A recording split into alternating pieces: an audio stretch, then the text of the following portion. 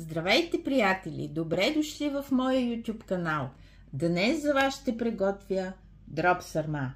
Ако искате да научите точния начин на приготвяне, изгледайте видеото до край.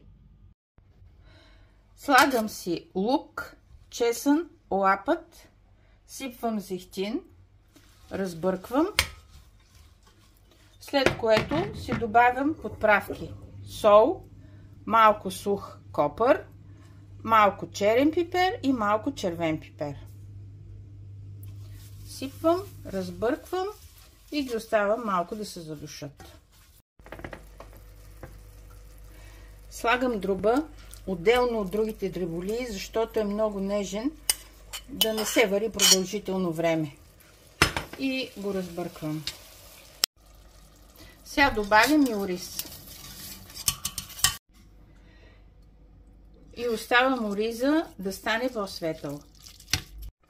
Оризът ми стана по-светъл и сега ще добавя от течността, където вряха дреболиите. Съотношението е 1 чаша ориз, 3 чаши от течността. Това са сварените и нарязани дреболии. Към тях прибавям пресен джоджан, пресен магдanoz и пресен копър. И сега ги смесвам с ориза. И слагам пълнежа в булото. Булото, това е тази част, която покрива всички коремни органи. И си покривам добре пълнежа, за да не може да изтече. След което си обръщам, ето, и си го поставям в тавичката. Намазвам ги с смес от малко масло, сол и червен пипер.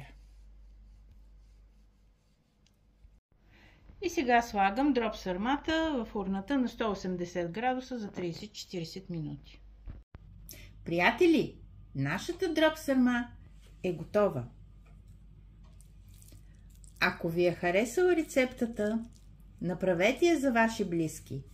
Абонирайте се за моя YouTube канал, харесайте видеото и очаквайте нови интересни рецепти.